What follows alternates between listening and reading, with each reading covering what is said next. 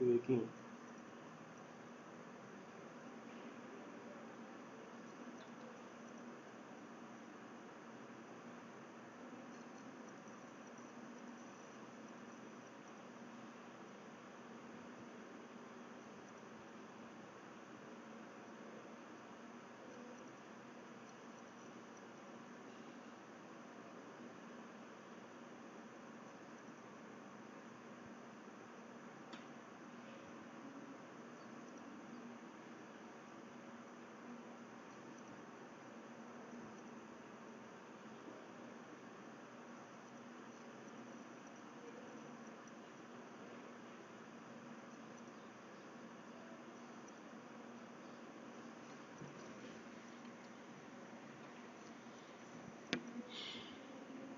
Can I start?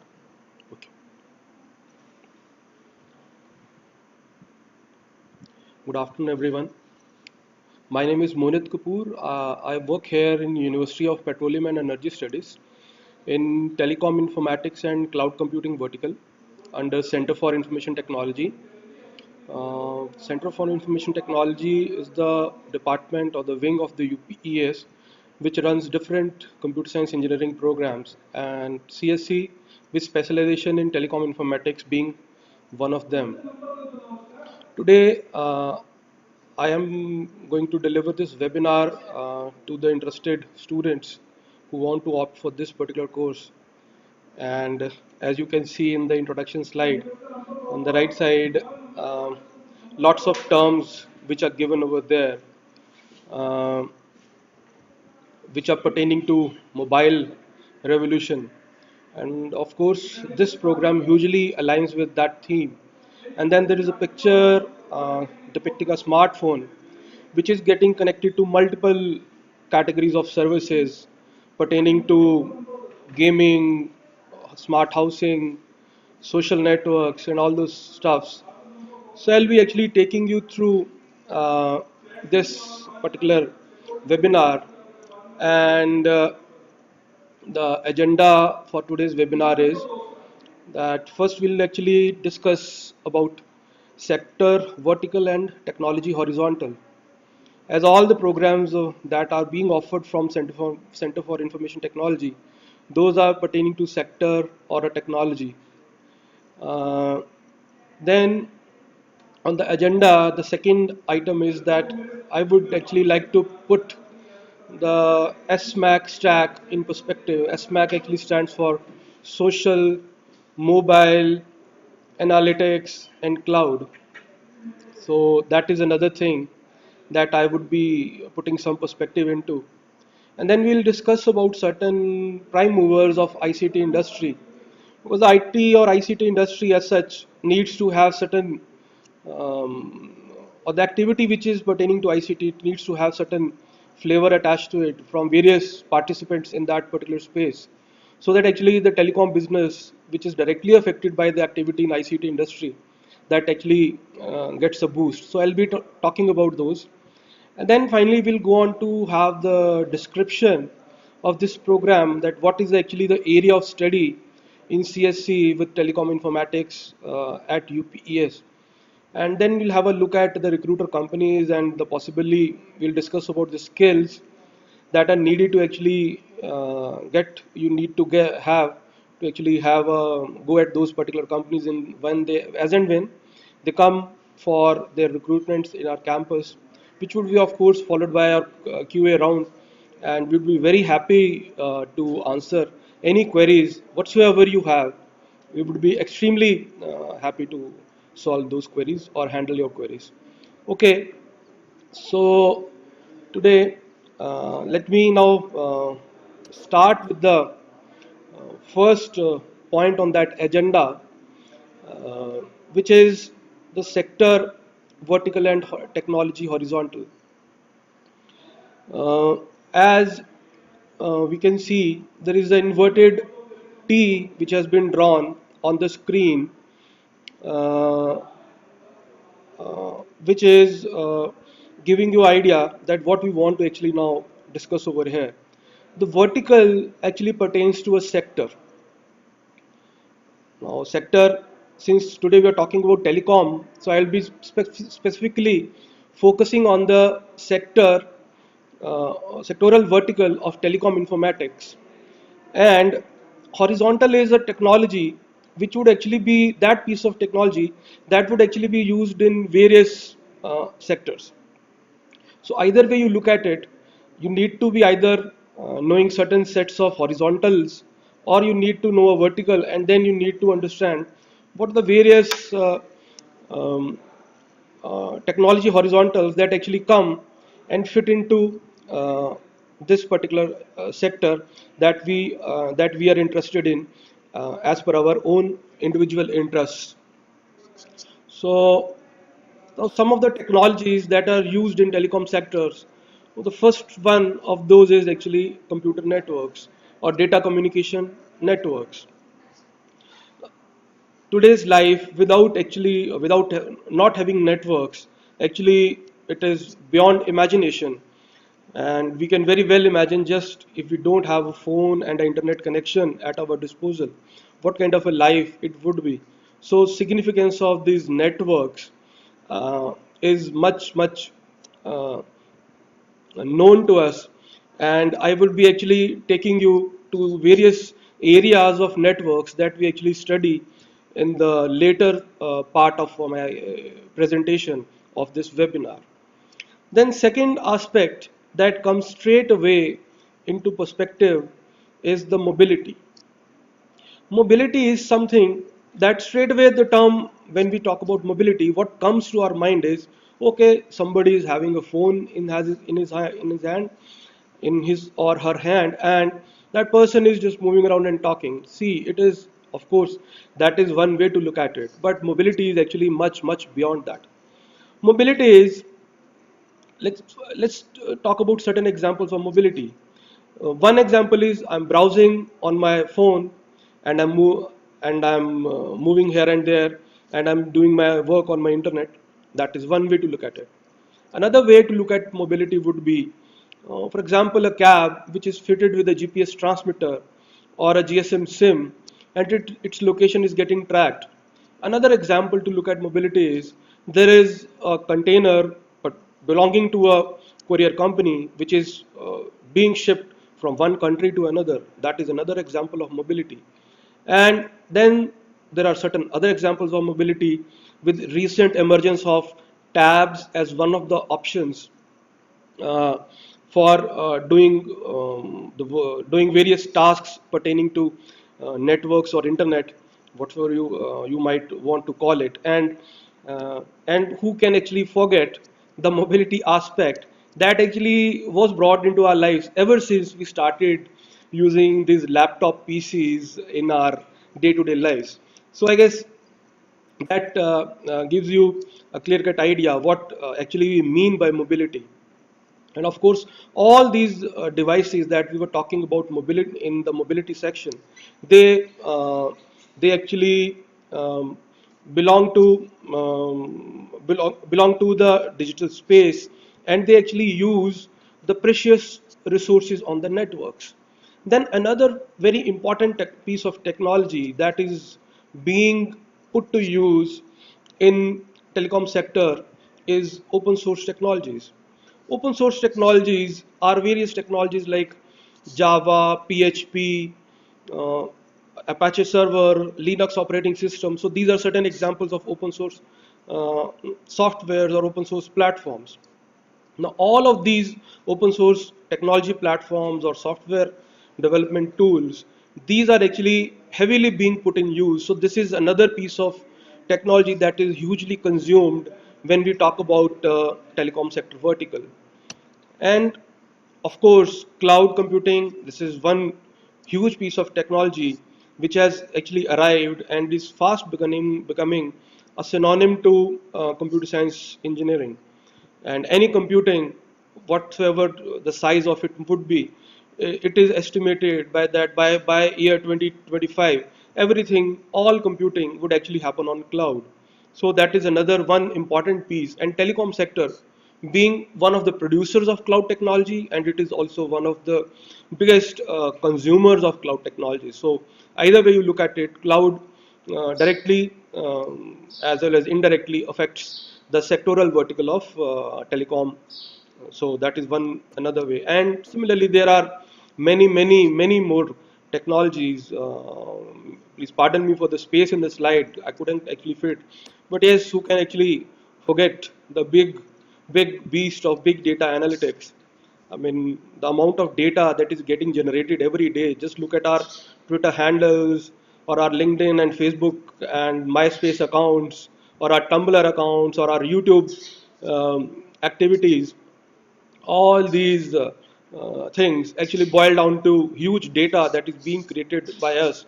And now this data is extremely important for telecom companies as for other companies which might be actually providing that service that we are consuming.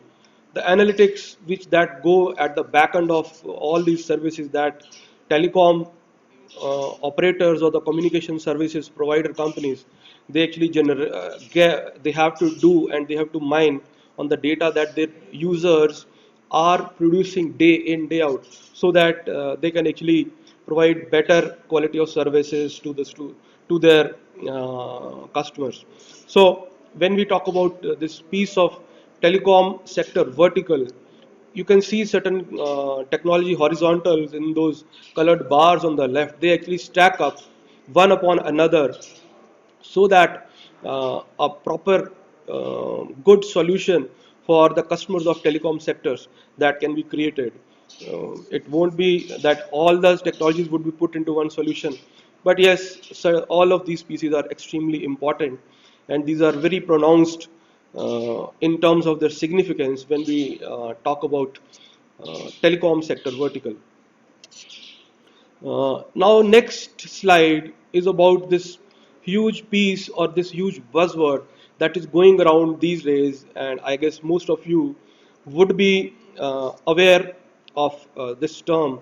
This is one of the very important and very extremely heard buzzword these days, SMAC, or some companies they call it as CAMS, and there are certain other names.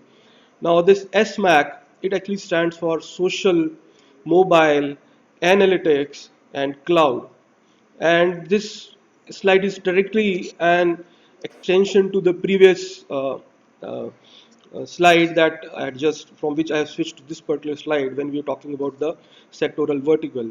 We talked about over there mobile, analytics, cloud. I guess one more thing that has come over here is that is social. So now, social is about the our activity on the social platforms like YouTube, Twitter, Facebook.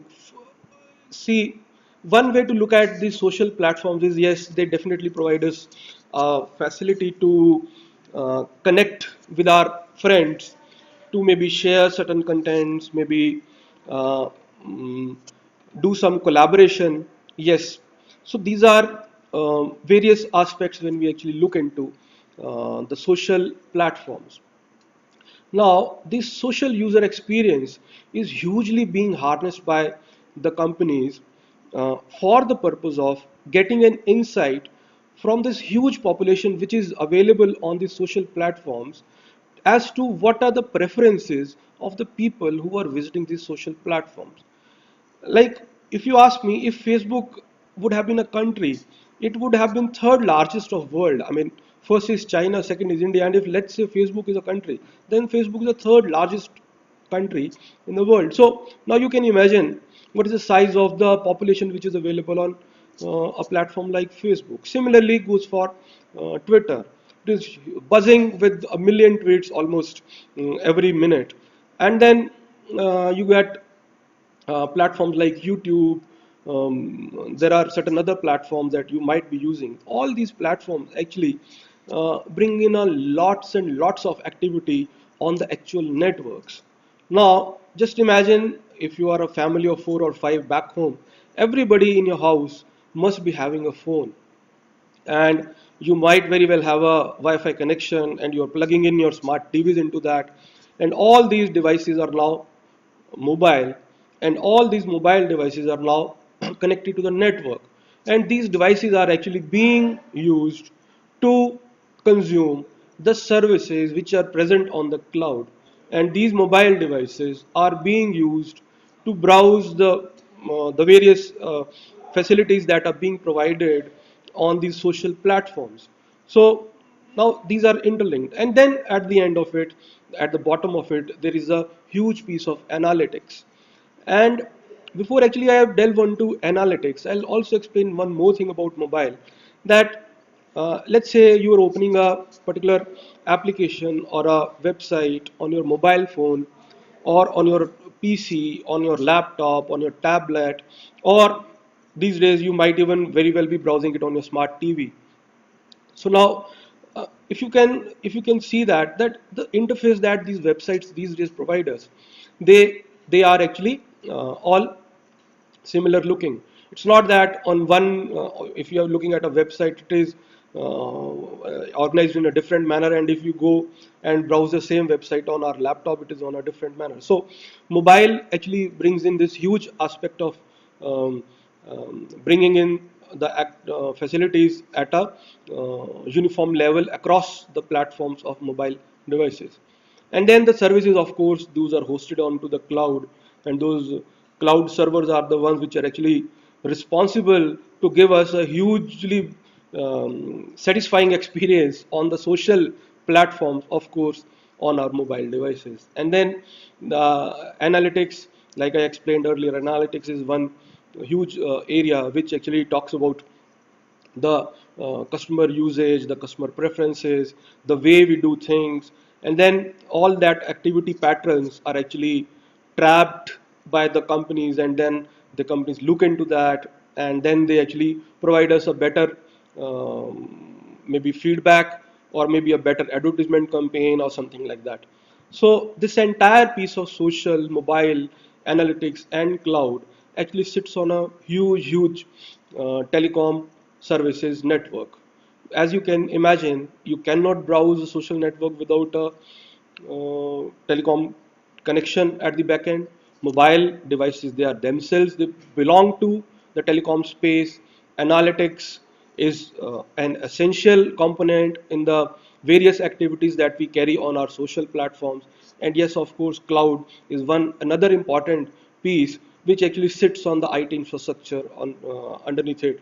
So IT infrastructure would enable the cloud services, and via mobile we would be actually doing the various activities integrated with our social platforms.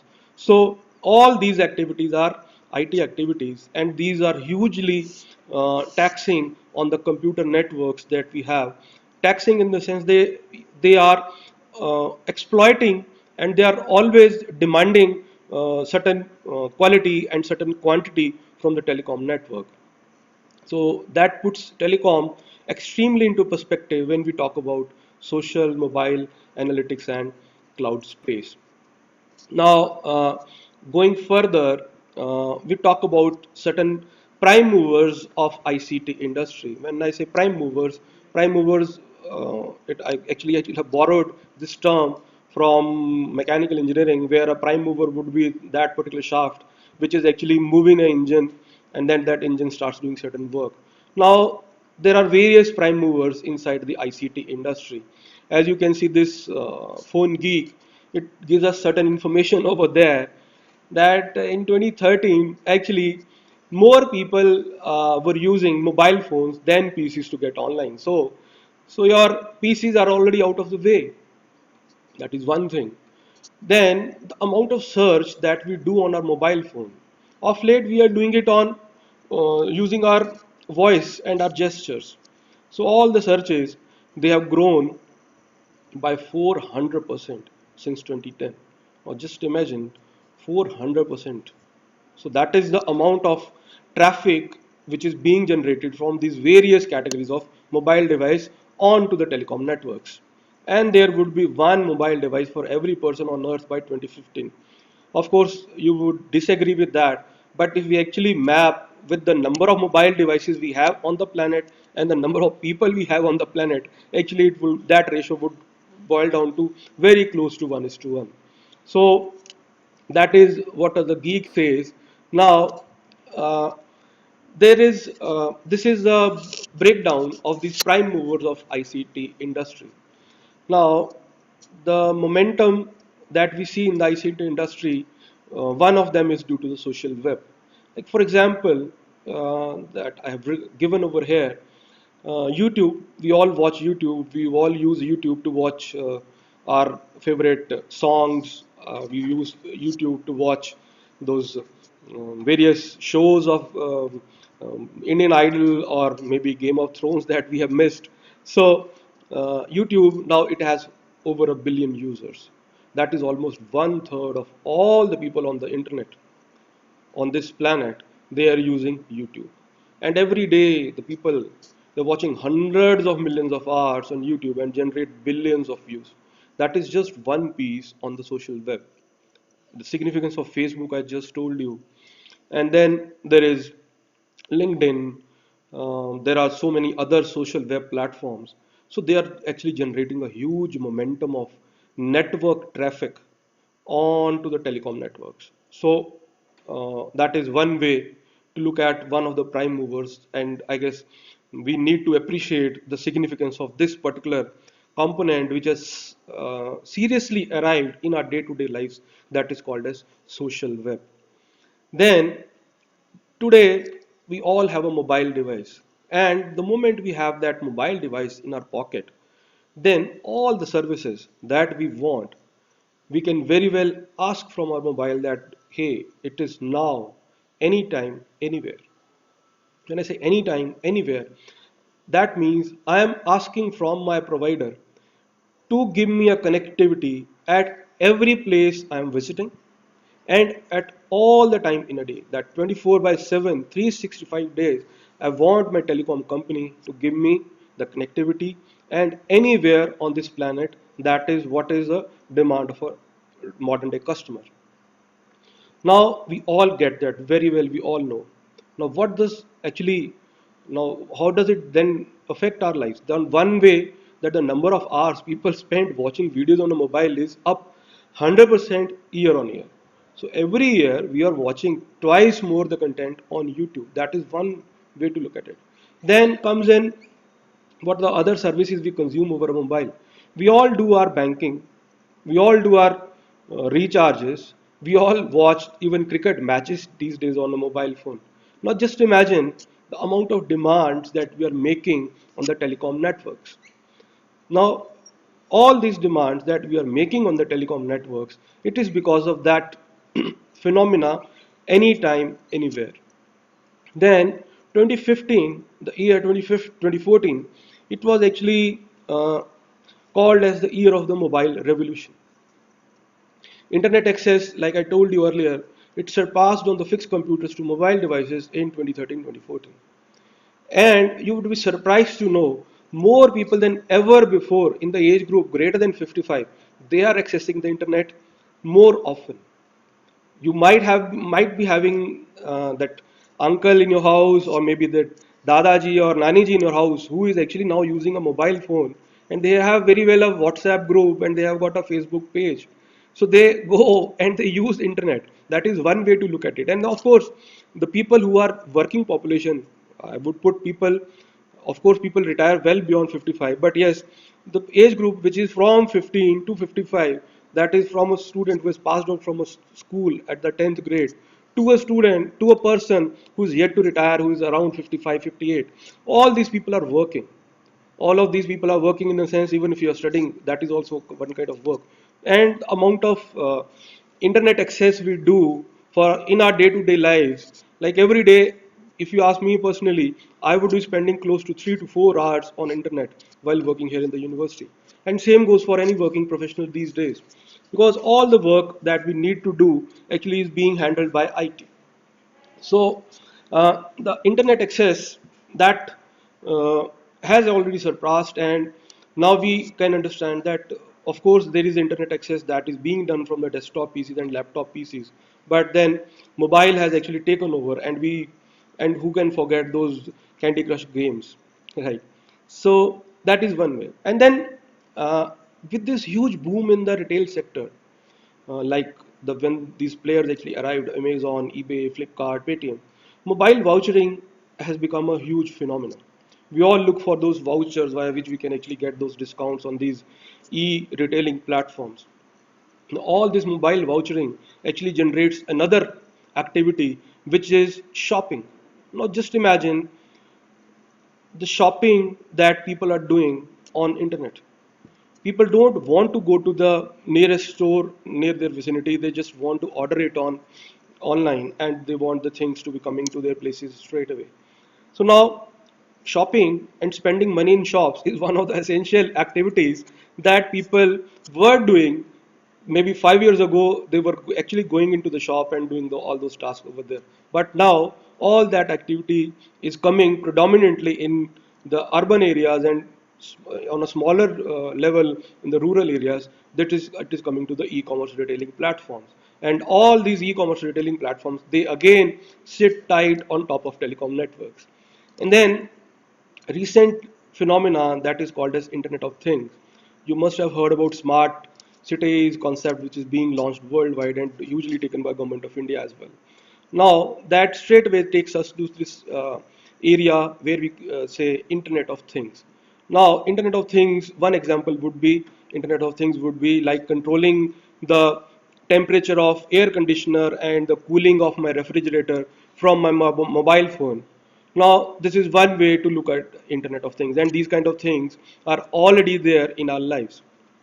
And the analyst firm Gartner says that there would be 26 billion connected devices by year 2020. And all these devices, when they will get connected, they will start conversing with each other over the top of telecom networks. So all these prime movers of ICT industry that are very, very important, which are hugely important in present day scenario, they all are actually directly affecting, and they are directly putting a huge demand onto the telecom networks. So telecom sector is in for a huge, huge activity in near and far times to come. So that was to put into perspective that why telecom industry and the telecom activities that are being carried out for these SMAC solutions or for these prime movers of ICT industry, those are extremely important. Now, in next few slides, actually I'll be talking now what are your areas of study when you actually take CSE Telecom Informatics program, so that it becomes very crystal clear that in this program, what is in there for that particular huge piece of activity of SMAC. Now, this particular program is hugely or deeply rooted in the network technologies. Now, network would actually come in two different shapes or forms. The first one is your fixed network, and second one is your wireless network. So the fixed network is the network which would be showing itself in the form of optical or copper. Optical networks are those networks. If you have recently heard about, Reliance is actually rolling out a solution called fiber to the home. FTTH is one name for that particular solution. Now, what is actually coming via that um, piece of technology is that they would actually make a optical cable land directly into your house. And now just imagine the amount of speed that would actually come as a network service to your house or to your installation. And of course optical networks are hugely being used by enterprises already.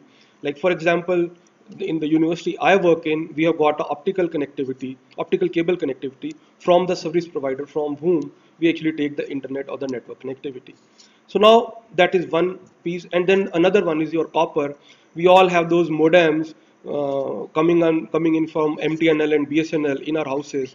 They all are using copper connections. We have got those copper cables which are fitted into those modems via a jack, and then we are up and running. So that is one huge piece of technology that is extremely important when we study telecom informatics branch, and you will be studying a lot about it.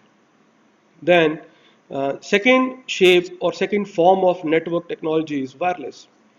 And if you ask me, wireless has actually, the activities on wireless networks, they have actually surpassed in consumer segments over the copper networks.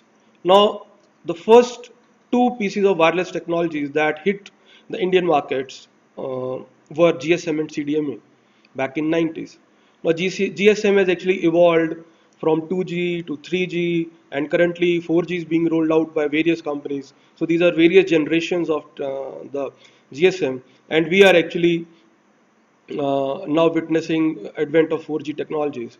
And CDMA, yes, CDMA is another one important piece. Most of the companies which are offering wireless broadband, they actually use various forms of CDMA. And then Bluetooth, IR, Zigbee.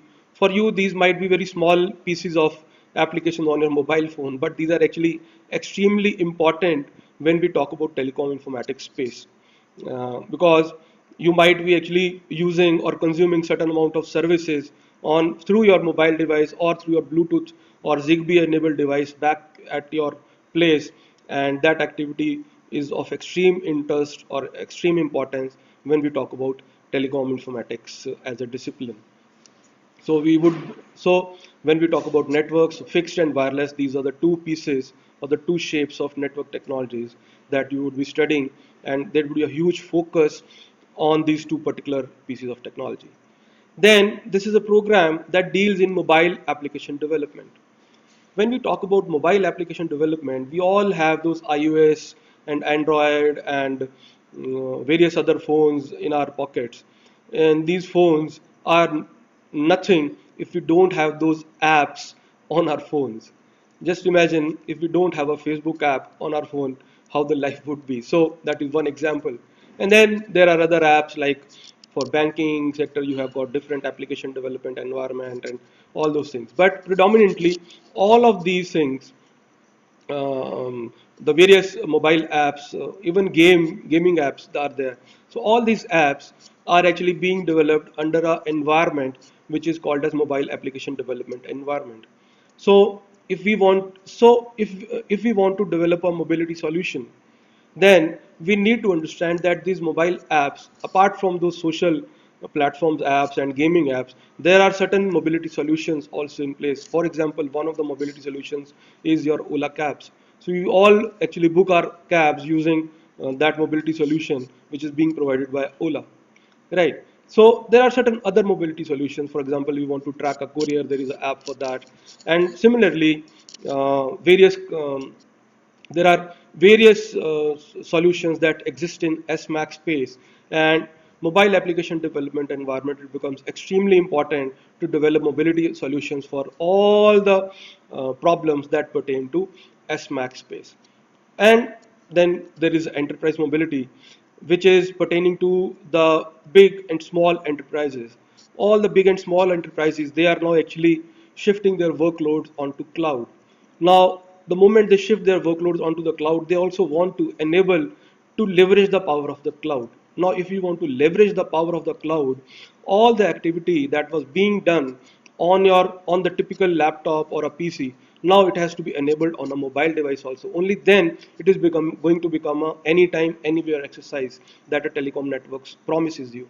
So to do that, we need to have certain solutions for enterprises, like various big enterprises which are belonging to banking sector, which are belonging to retail sector, which are belonging to energy and utility sector. So all of them, they want people with these mobile application development skills. So that is another area that is focused upon in this particular program.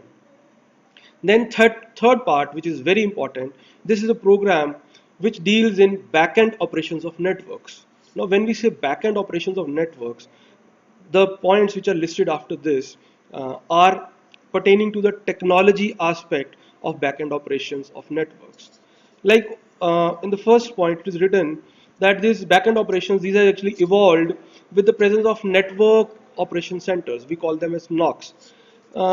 In back 15 or 20 years ago, or maybe 10 years ago, those were the days when actually if a network has to be rolled out by a company in a particular area of operation, then they would actually sit down and draw complex drawings on a board or maybe on a piece of paper, and then they would actually do a lot of hand written exercises. They would do a lot of data crunching on a piece of paper so that they can actually give a proper network rollout in a particular company.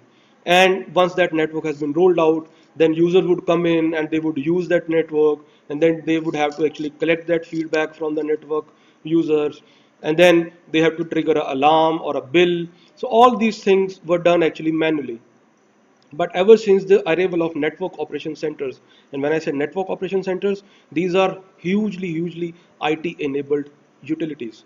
All these network operation centers, they hugely participate, and they are, in fact, want to call, they are the back office of all the network services provider, or the telecom or the communication services provider. So these network operation centers are the centers which are responsible for the call drop that we might be would be seeing on a day-to-day basis, or the maybe the fast speed or the fast access that you might be very well getting on your MTS or Docomo connection. So network operation centers are those IT utilities which actually run the business of telecom from the technology perspective, and all of these are IT enabled. So there is a huge role of telecom informatics at the level of network operation center. Then the second part is network planning and monitoring. Here, monitoring, when we say the monitoring, what is the purpose of monitoring is whether the quality that has been promised to the customers, whether that is being delivered or not. And based upon that monitoring, a planning would actually come in place, which would see that okay, certain problem has arisen, or maybe the utilization was low, so maybe we need to have less capacity in a particular area. So that would be what we typically call as planning.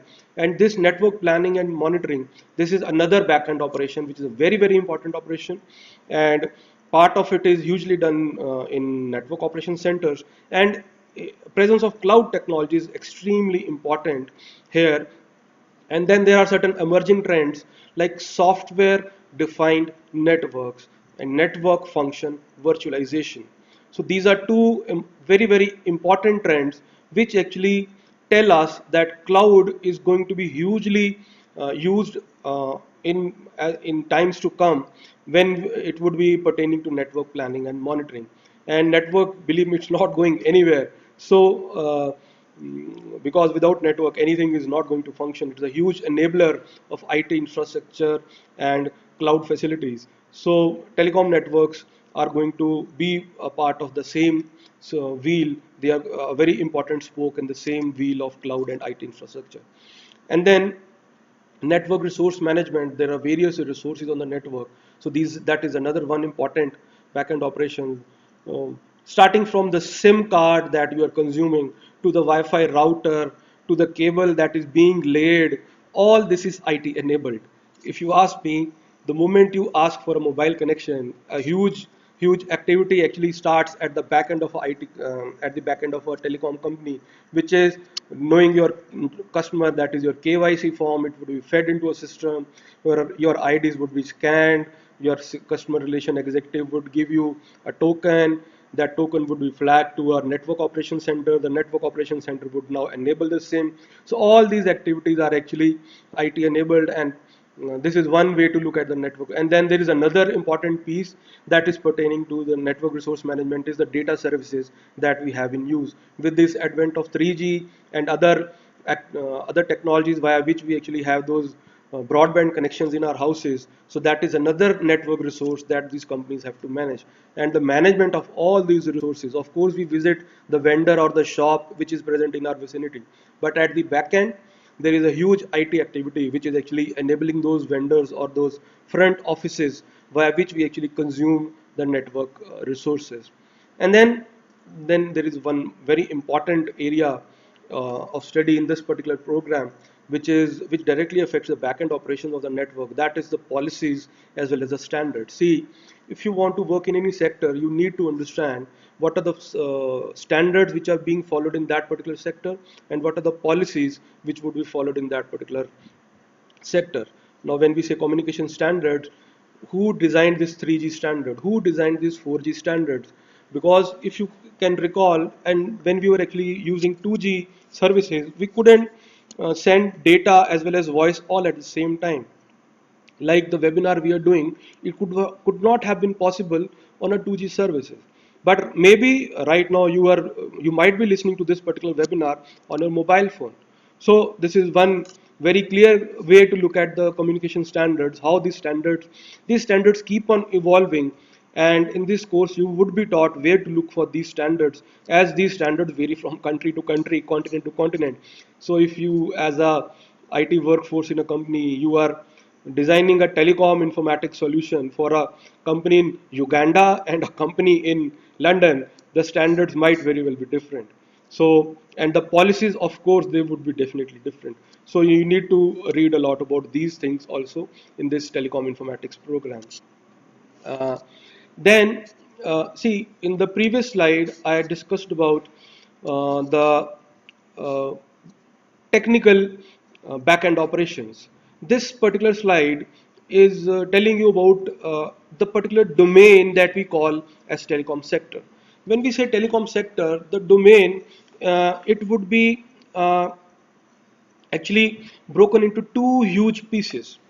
Uh, we can actually visualize the entire telecom sector based upon these two huge pieces or two huge systems that we call as operation support systems and business support systems. Now, operation support systems, these are the systems which actually would be dealing with those subsystems or the systems within the network which are responsible for maintaining the inventory. When we say inventory, for a telecom company, the fiber cable, that is an inventory. The SIM card pool, that is an inventory. The wireless modems, that is an inventory. Some companies might actually give you a phone with a SIM. So even that phone becomes their inventory. So they have to maintain, they have to monitor that inventory. Operation system support would actually uh, give you the systems to do the provisioning for the services that we actually promise. Now, what are the services from telecom operators perspective? The services can be voice, it can be data, it can be SMS services, it can be your customized SMS pack, it can be your customized night talking plan. So all these services that we actually use from a telecom provider, uh, for example, I am using my phone. I am actually subscribing to a 100 SMS pack and to a 1 GB data pack and to a 500 minutes talking plan. So now these are various activities that I'm doing on my phone using the services of my telecom operator. So now what this service provisioning activity would be, it would be bundling these different pieces of services into one console for my account. So my account would, the moment I will look for the services on my account, all these services would reflect on the telecom services portal. So that is one bit. And then the enterprises, they have their own demands, they have got their own service provisioning requirements. For example, campus of a IT company like Infosys or Cognizant, they would actually be asking from the telecom company to give them a network connectivity of 10 Gbps or 20 Gbps on optical cable. So now, and they would be asking that for this category of devices we want this much of connectivity, and for this category of devices we want this level of connectivity. Now just imagine, this is another way to look at the service provisioning. And if you ask me, all of these activities are laid on the network. So we need to have a thorough knowledge of network while doing this service provisioning, and OSS systems and the study of that actually enables us to do practice in that particular area. Then configuring the network elements, the various network elements like routers, switches, hubs, mobile towers, these are all network elements. And like in the previous slide, I talked to you about software defined networks and network functional virtualization. Now these network elements, as of now, we see them as embedded hardware devices like the Wi-Fi routers or the modems that we see in the building. There is going to soon there is going to be a time when actually these devices would be replaced by software defined networks, where the network services would be actually configured and they would be managed and their faults would be rectified using certain pieces of softwares. So these softwares would be forming a huge ecosystem. They would be participating hugely into this ecosystem of operation support system. And this is where actually the entire activity of telecom sector is going to, and the global thought leaders are seriously now thinking that how to actually bring in this element of software defined networks and provide a uniform standard worldwide so that the various countries OSS systems, they are converging onto a single standard. So that is one part of the domain knowledge. And then the second part is the business support system. See, any sector, if it has to work, it has to actually look after the revenue aspect. And of course, telecom is no different. And if a telecom operator is working, the revenue aspect we simply cannot deny. And business support system is the system that actually supports that revenue management and revenue recording and revenue management and revenue recording and revenue sharing kind of an exercise.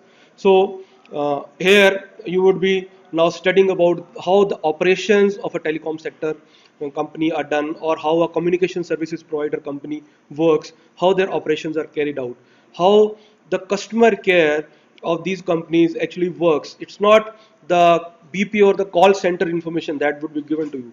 Customer care, when we say, there are key performance indicators which are being recorded as you and me are talking on our mobile phones. At that time, these key performance indicators are actually being recorded, and there is a huge piece of analytics which is working at the back end to look after this customer care. Otherwise, how come it is possible that you dial in a one-to-one helpline and on the other side the person says, hello Mr. So and so, you are calling from your this number and this is the mobile handset you are using. So that is one very small aspect of the analytics which is going live on the network. Similarly, if you are having a very bad experience on your call, there is an alert which is being generated inside the network, and these business support systems actually now pull that data from the operation support system, and they treat it and they actually give it to the service provisioning and fault management activity people in the OSS system. So OSS systems and BSS systems, they are kind of complementary to each other, and that is why that managing business operations like service management becomes a part of the business support system. So, and then I also talked about revenue sharing. When I say revenue sharing, there is this huge activity in terms of roaming networks and the services that we use from other networks. So these various networks, they actually have an agreement amongst themselves before actually offering a service of a particular nature to the customers belonging to another company, and we call them as inter-operator billing. So all this inter-operator billing that comes out of your call data records, that becomes part of managing business service operations like billing, service ratings, and service management. So all these are hugely technical activities. Of course, they are pertaining to the revenue side of telecom domain. So I guess that is all I wanted to tell you about the description. In these two slides, I have actually told you about the technical uh, significance of the domain of telecom informatics, what are the technologies that you study in the area of telecom informatics, and then what is the domain of telecom informatics. I would, though, to all the audience which is listening to me for this webinar, I would definitely request you to actually go and search about these terms before making up your mind for these programs like operation support system, business support system, software defined networks, network function virtualization, inventory management for telecom networks, customer care for telecom networks. These are huge areas, and then usage of cloud in telecom networks, usage of analytics in telecom networks, and of course, please do a study about social mobile analytics and cloud, as that will tell you clearly how all the programs that we are offering for that matter from Center for Information Technology, they hugely come under this beautiful umbrella of SMAC. So with that, actually, I would close the description of the program, and this is about a market survey which has been carried out by reputed organizations, and it is about IT spending, which company is going to do IT spending, and as you can see that in that shaded bar, which happens to be third from left, and what does this slide actually goes on to mention at the bottom, that of the top three industries giving you IT opportunities, telecom has got highest growth potential, and uh, if you can look over there, when we say top three industries, first one is government, second one is banking, and when we total government and banking, actually telecom, the usage or the amount of spending that is going to happen in the IT spending is going to happen in the telecom sector, that is the largest. So that brings things extremely into perspective that what actually telecom informatics hold for you. And also, I would also like to inform, along with this particular data that you are reading as now, that this sector, telecom sector, when we talk, it is one of the most organized sectors in the industry. So any company which is either acting as a vendor to a telecom company or any telecom sector company which is consuming a IT practice, all these practices, all these vendors that actually supply to these telecom companies, they come under a very, very structured umbrella. So it is a very extremely organized sector. And telecom, it has been in vogue ever since pigeons were sent over, sending letters to the relatives in the first instance. So that was about the significance of telecom sector. And these are the recruiter companies which come to UPES. And believe me, this list is not exhaustive. There are certain companies like Boston Analytics. There are certain companies like, okay, MAQ, I can see over there. There are certain more companies which are Fiserv. It has recently hired few of our students pertaining to telecom informatics domain only. And Persistent, NTT Data, MAQ, Nagaro, L&T, IBM, Infosys. These are certain companies which actually took Terramatrix. These are certain companies which actually took students from a telecom informatics branch. And but this is a general list that I have shared with you. And depending upon, of course, the needs of the company on that given day, they actually have a look at the students, and they would be coming with their own criteria. But this would actually give you an idea that what is the possible set of recruiters that you can actually look at when you actually join this program. And 4 years from then, these companies and certain more companies would be actually visiting to the campus for the purpose of recruitment.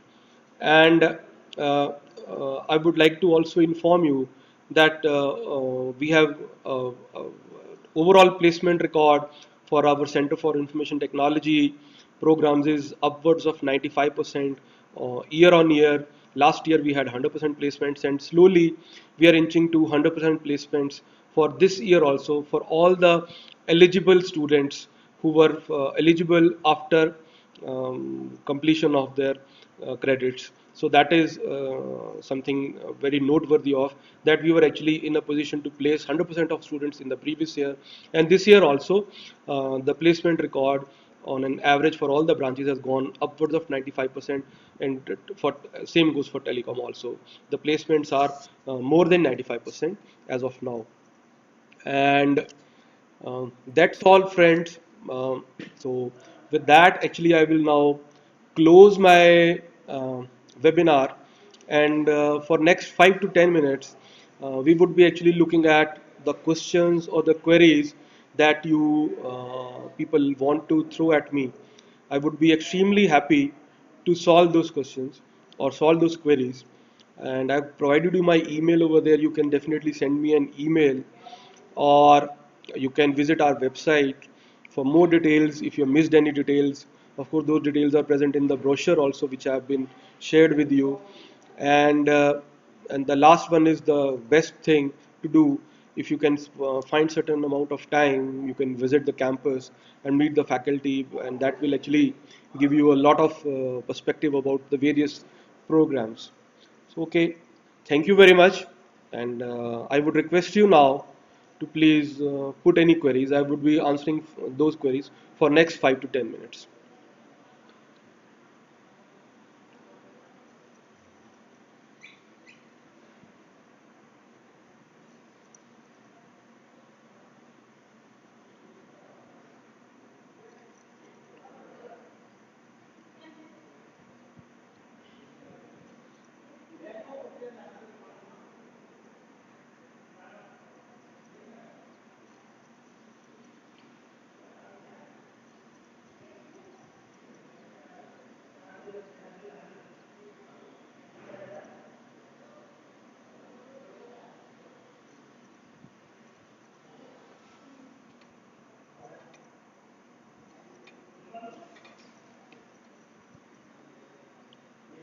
Okay, I have got a query from Mr. Piyush Kapoor. He, in fact, shares my surname. Okay, yeah, glad to have that question, Piyush. Um, CSC definitely differs from information technology. Of course, the industry is called IT industry. uh, Computer science engineering program is a program. It is as we offer a computer science engineering program, so all the core subjects which are pertaining to a computer science engineering program, those are there in our program. And we talk about the difference.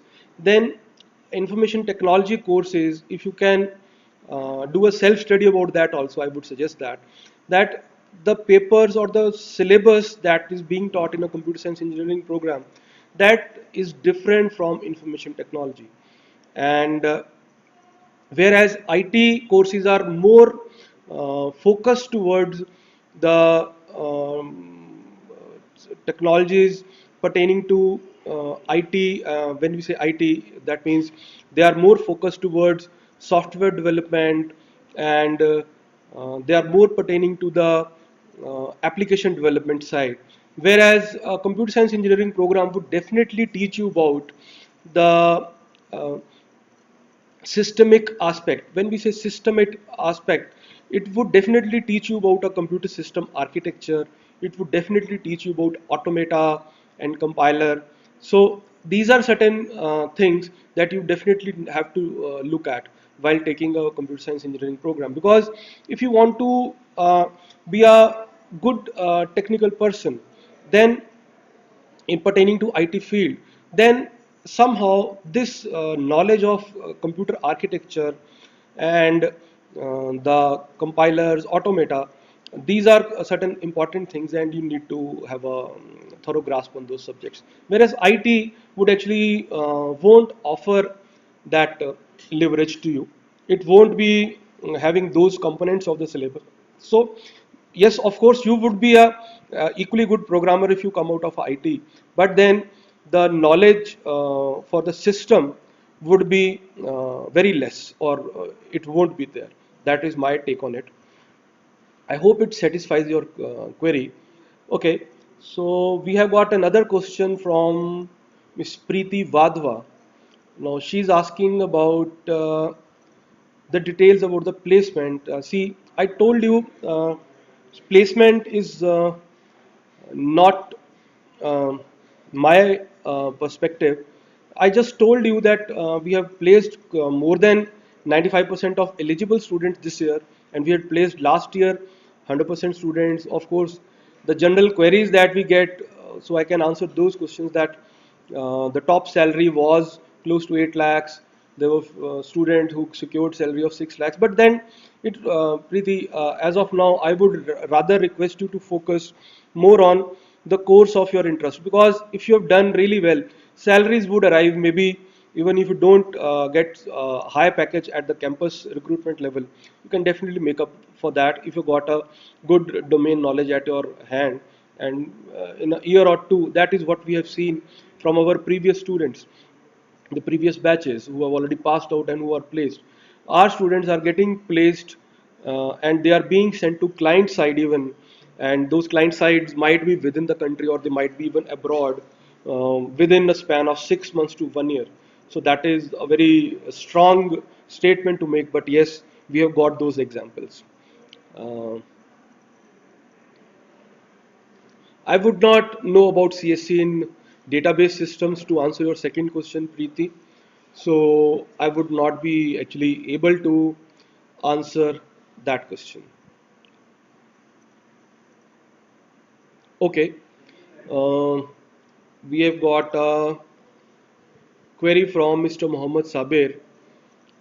He's saying BTech in oil and gas. I guess you want to, Sabir, you want to understand uh, what is BTech CSC with specialization in oil and gas informatics. That is the full name of program. See, it is again a computer science engineering program where the computer science engineering is at par with cloud computing or a telecom informatics or any other program that Center for IT is offering.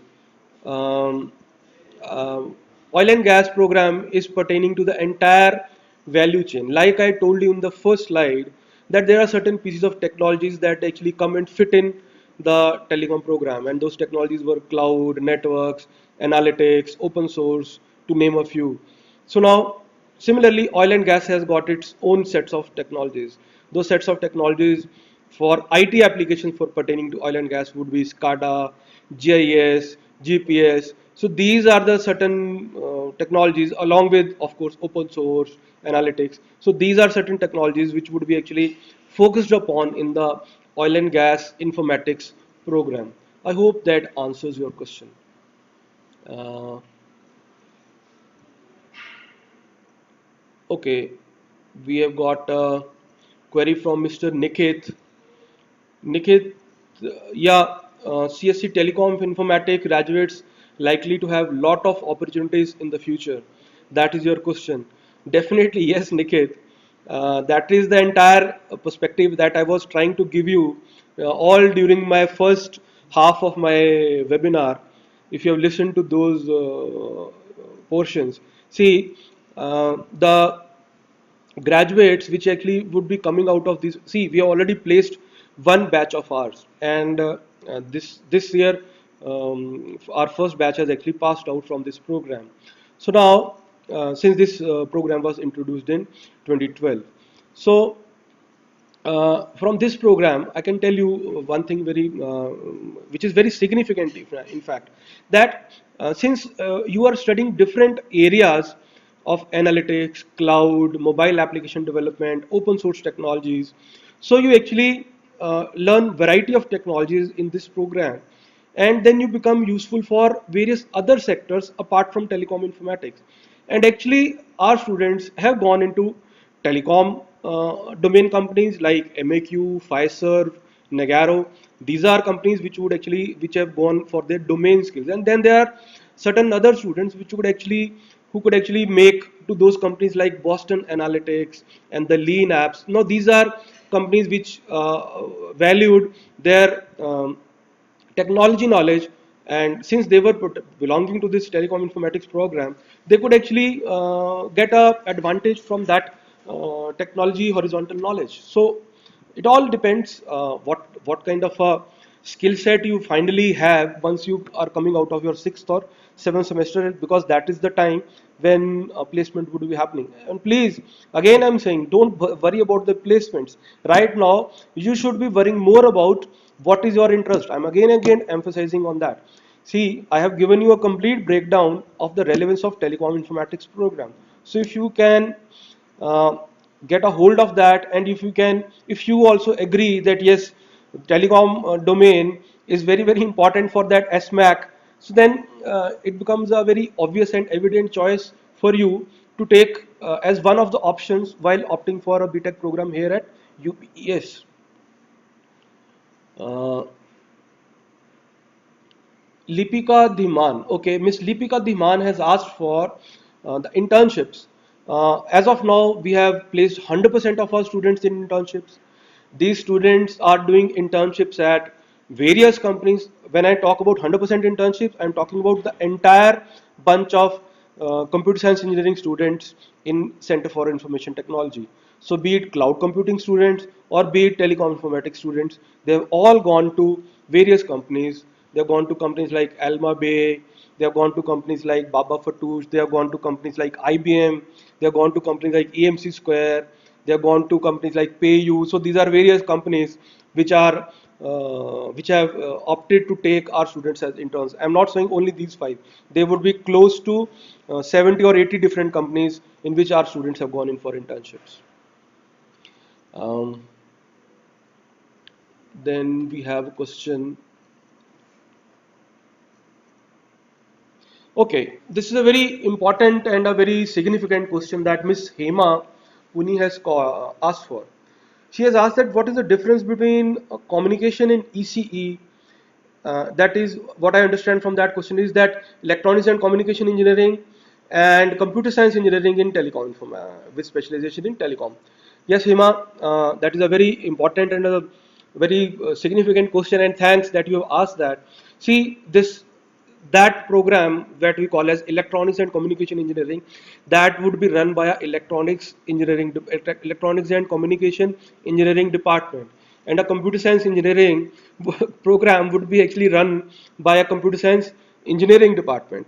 So that is one big difference. And when we talk about our communication, I'm not too much of an expert, though my basic qualification is also electrical engineering.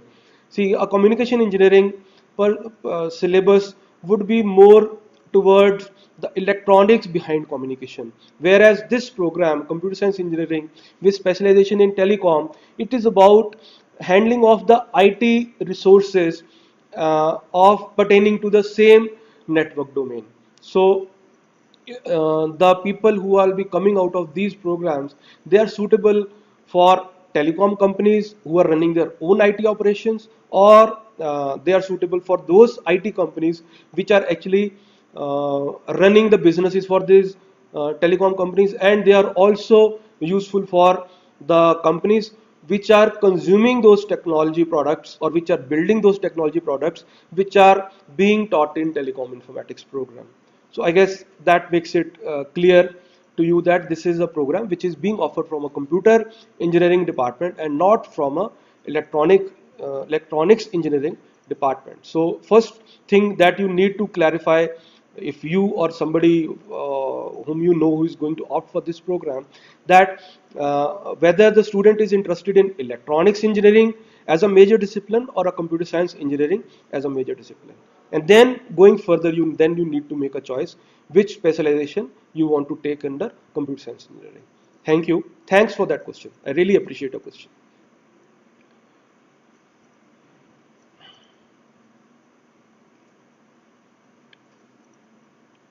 Okay, we have any more questions? Because I've answered all the questions which have been flashed to me.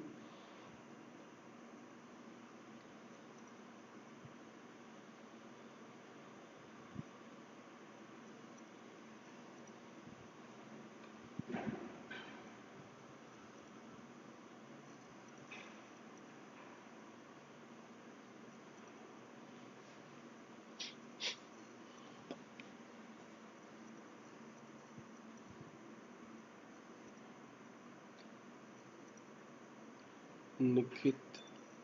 Okay, Nikhit has asked a question that how hard is it to migrate to a different field later on, like in the Internet of Things?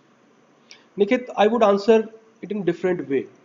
Actually, it is not about migrating from telecom to IoT or business analytics to banking and finance or something like that. See, all of these programs are computer science engineering programs, and if you would be knowing that we are offering 15 different specializations this year. So now, all of these programs, these 15 different specializations, these are beta computer science and engineering programs. So if you come out of any of these programs, you are suitable for any of these specializations. So please don't get us wrong that you are not suitable for any of other specializations the moment you pass out of these programs. But yes, when we talk about a specialization, but when you talk about a certain specialization, telecom informatics specialization would definitely give you a very clear cut idea about Internet of Things also, because there would be certain areas of IoT program that would be dealt in Internet of Things, but it won't be an out and out IoT specialization that you would be carrying out. Having said that, when you are in campus, I normally encourage all of my students to work in interdisciplinary projects, like a telecom student picking up a cloud project, or a cloud student picking up an analytics project. So there they actually come to know other side of the technology. And see, when you are in a journal ecosystem like UPES, where all the courses are being taught within one department, you get to interact with variety of students and variety of faculties, and over there you get to know a lot more than what for you would actually imagine when you are actually entering into the campus for the first time. So that is my answer to your question.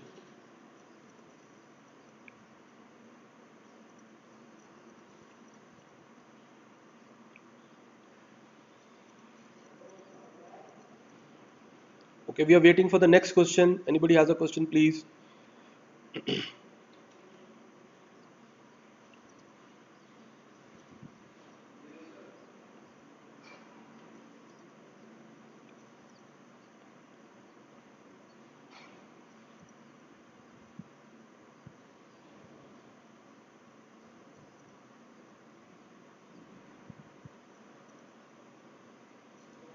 हो गया लगता है.